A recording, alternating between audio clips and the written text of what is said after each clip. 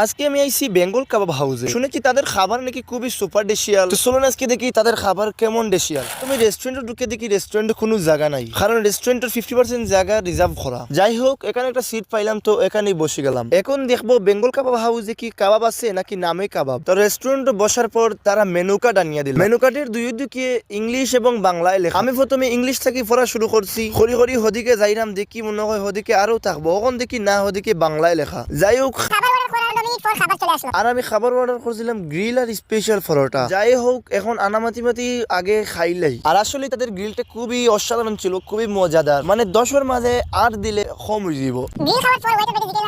তাই না কইলা জি কফি আছে, আর আমি কফির দাম জানতাম না যে এত বেশি। যাই হোক, কফি খাবার পর দেখি আমার সকালে ঘুম ভাঙ্গি গেছে। আর কফিটা মোটামুটি খারাপ নাই, বালা, কিন্তু দামটা একটু বেশি, একটু কমাইলে ভালো হইব। আর এখন ওয়েটার ভাইয়ে আমার বিলের কাগজ খানটা আমার হাতে ধরে এলেইছুন। ওই পর্যন্তই, আপনারা হলে আমার চ্যানেলটা সাবস্ক্রাইব করুন। আল্লাহ হাফেজ।